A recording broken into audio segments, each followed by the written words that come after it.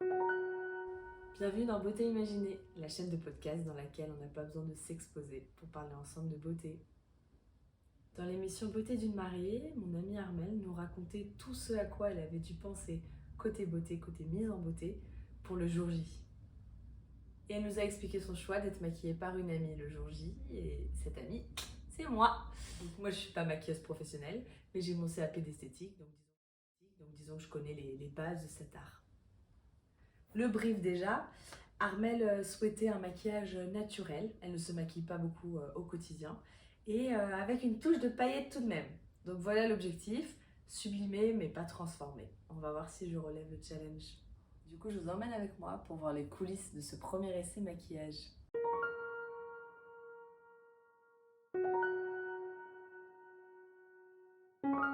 Premier produit utilisé, c'est la base pour vraiment fixer le maquillage toute la journée, puisque le jour du mariage, c'est vraiment essentiel que le maquillage tienne bien de longues heures. Pour ça, on prend un pinceau à fond de teint et on applique vraiment la base partout. On n'oublie pas les lèvres, le contour des yeux, les sourcils un petit peu. On n'oublie pas non plus le début du cou.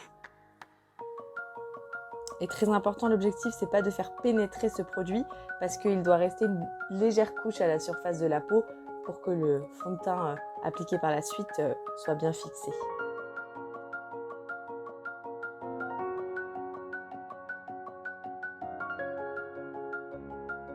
Quand j'étais petite, Alice, elle me maquillait avec les... Je me souviens, les eyeliners genre turquoise ou... Mais je me souviens quand j'étais venue chez toi une fois, Alice, tu as dû m'apprendre à mettre un eyeliner ou du crayon Ah bon sur la paupière. Ouais, il y avait C'est drôle. un atelier.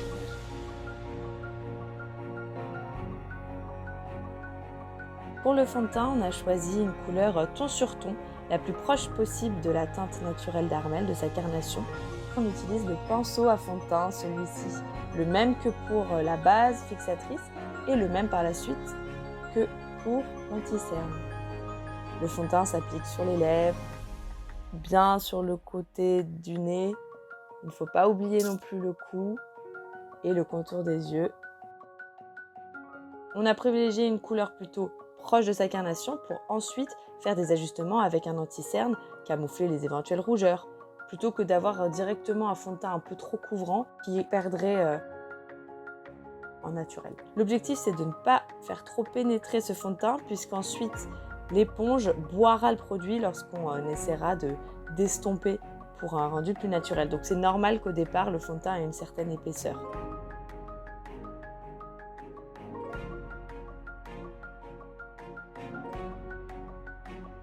L'éponge est essentielle pour donner ce fini naturel puisqu'elle va permettre d'estomper, de fondre la matière du fond de teint tout autour, sur tous les contours du visage.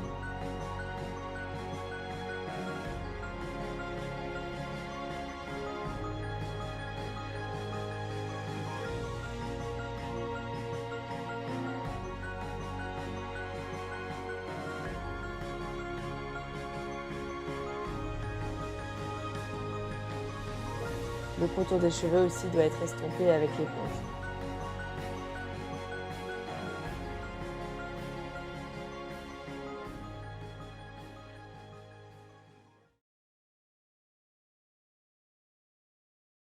Pour l'anti-cerne, c'est important de penser à appliquer du produit dès l'intérieur de l'arête du nez et ensuite sous l'œil parce que c'est une zone qui a tendance à être un petit peu foncée et qui donne un effet fatigué.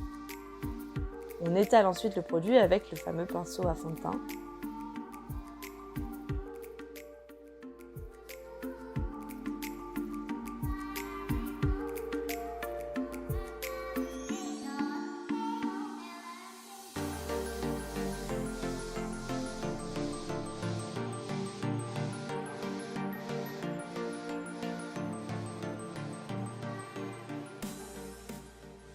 Et l'éponge permet de finaliser l'effet en estompant. Le produit suivant, c'est la poudre. Elle peut être contact ou libre. L'objectif, c'est de fixer le fond de teint qui a été appliqué juste avant. Et l'objectif aussi, c'est d'éviter la transpiration lors de la journée. La poudre va absorber l'humidité en fait. On passe à la terre de soleil, cette poudre un petit peu foncée, mate, qui va permettre un effet bonne mine. On l'applique en forme de 3, en remontant au-dessus du front et en descendant ensuite au niveau de la mâchoire. C'est ensuite le tour du blush. On a choisi une teinte plutôt rose qui sera accordée à la teinte du fard à paupières. Oh là là, le pinceau il est trop... Là pour le blush, il faudra se souvenir de ne pas prendre le tien. Il est très concentré genre. D'accord. Cela du coup... Grosse tassole. Ouais, ça va. Hein. Là ça va? Encore un peu au milieu. Ouais, il y en a un peu trop. Bon, la prochaine fois. Ouais. Bah non, mais c'est aussi pour ça que ça, à ça que servent les tests. Ah là, c'est bon.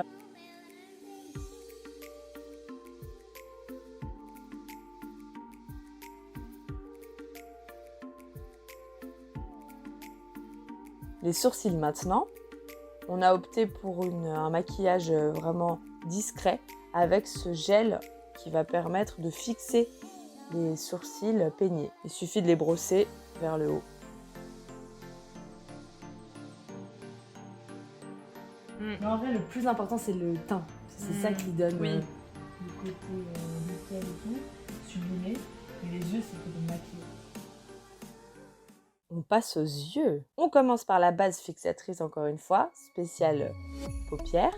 Il ne faut pas mettre trop de matière de ce qu'on comprend de ce premier essai parce que ça va empêcher ensuite de travailler le fard à paupières. Or, c'est tout l'avantage, tout l'intérêt du fard à paupières, c'est de créer des nuances et de fondre deux couleurs ensemble. Les teintes qu'on a choisies, c'est un rose plutôt chaud pour correspondre à la teinte d'Armel et un marron chaud pour la couleur plus foncée. Pour le fard à paupières, on utilise le pinceau plat. Armel a les yeux bleus et pour faire ressortir une couleur visuellement, il faut utiliser sa couleur complémentaire en maquillage. Pour le bleu, c'est le orange la couleur complémentaire. Et le orange, c'est un mélange des deux autres couleurs primaires, le rouge et le jaune. Bon, on ne voulait pas utiliser un fard à paupières orange. Par contre, le rose qu'on a choisi, c'est bien du rouge mélangé à du blanc. Et les paillettes qu'on a choisies aussi, c'est du doré, donc du jaune. Donc au final, sur ces paupières juste au-dessus de ses yeux bleus, on aura bien les teintes complémentaires au bleu. Donc c'est l'idéal. Le fard à paupières foncé qu'on a choisi est très pigmenté.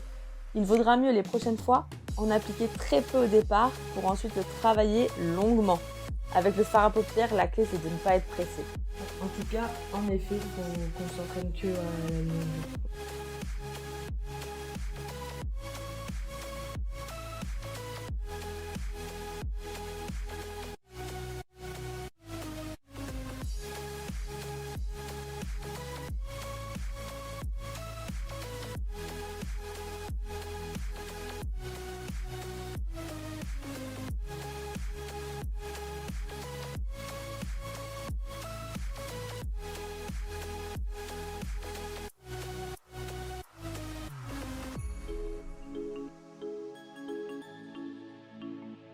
Pour estomper, on utilise ce pinceau estompeur, ce pinceau flouteur.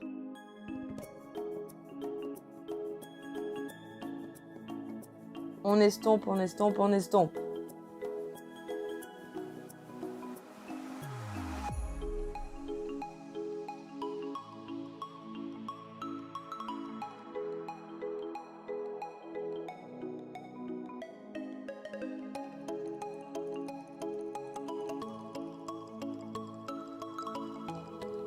Il y a trop de foncé, tu trouves? Je trouve que c'est trop tranché encore. Donc il faut que je mette moins de matière et que je passe plus de temps à estomper. Même si sur le coup on se dit ah bah on voit plus tant que ça, à force avec toutes les couches, je pense que c'est le mieux. J'adore faire des rappels au niveau maquillage. C'est pour ça qu'on va réutiliser le blush un peu rose.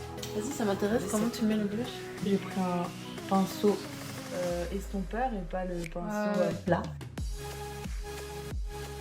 On pourra utiliser le blush aussi sous l'œil pour faire un petit rappel léger encore une fois. Et ainsi avoir une harmonie globale sur le visage.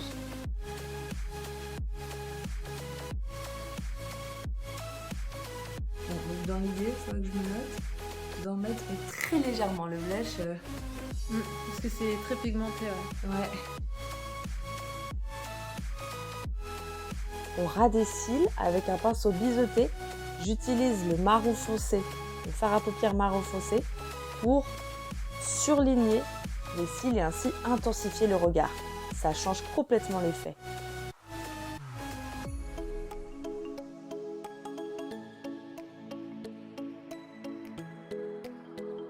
C'est vrai que j'aime bien Laura. Ouais, Ouais, ça ça rend bien. intensifie. Ouais. Alors dans l'absolu, on peut en mettre en dessous, mais je Ouais. pense que ça ferait peut-être beaucoup pour, dans l'idée de faire naturel. C'est ensuite le moment tant attendu des paillettes. On teste, hein, de toute façon, c'est le but. Hein. Oui, c'est ça. Et ça, Et après, du coup, on ça verra sera pas si- du tout pareil.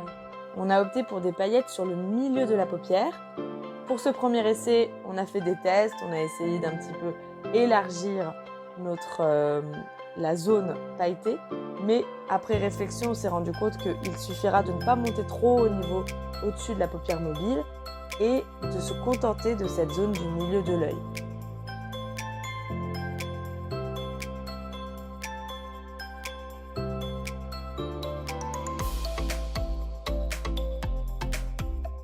Tu voudrais l'étaler un peu? Bah, ça s'étale un peu. ça, j'espère. ouais, un petit peu. Que ça fasse pas non Oui, plus oui, une oui. barre.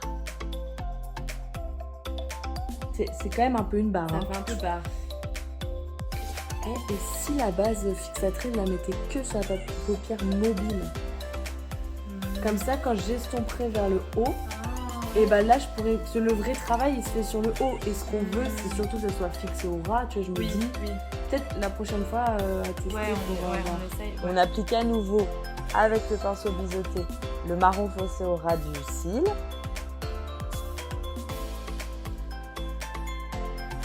Donc les paillettes, On tu la veux met qu'on sur mette l'extérieur sur le... Ouais. J'hésite, est-ce qu'on en mettrait pas un peu plus, tu vois? Non, mais Parce là, que là- comme ça, j'aime bien, là. Ouais, c'est bien comme ça. Ok. Ouais, moins concentré quoi, un peu Oui. plus diffus sur Mais un peu, quoi, pas forcément que ça, Oui, pas oui, que oui. ça aille sur tout. Mais faut peut-être pas monter trop haut en fait. Ouais, peut-être. Donc faudrait s'arrêter sur la pense, ouais. paupière quasi Ouais, je mobile. pense. Oui, il faut faire milieu élargi et juste la paupière mobile. Ouais. Et on parfait le regard avec le mascara. Waterproof bien sûr, un mariage. On n'est pas à l'abri de quelques émotions. Et pour finir, c'est le tour de la bouche. On commence donc avec bien sûr la base fixatrice.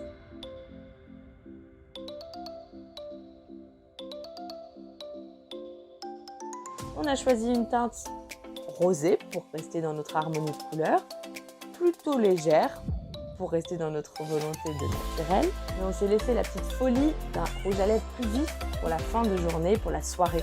On trouvait ça rigolo de pouvoir avoir un petit changement au niveau du maquillage d'Armel, un peu plus soutenu pour la partie soirée de ce mariage. Pour cette couleur rosée qui sera portée toute la journée, pas besoin de crayon. Elle est assez discrète pour ne pas nécessiter de crayon à lèvres. Donc, petite technique pour appliquer plus facilement et respecter le contour de la bouche. Il suffit d'absorber les lèvres comme Armel est en train de le faire. Ensuite, c'est du coloriage, du remplissage, plutôt facile.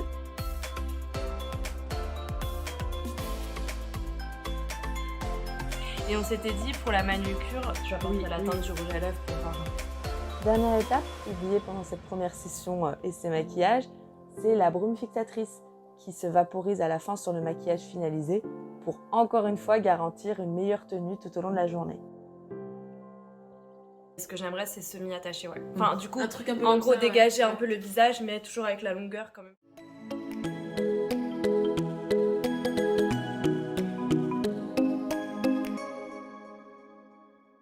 Alors suite à ce premier essai, on est vraiment contente des teintes qu'on a choisies pour Armel.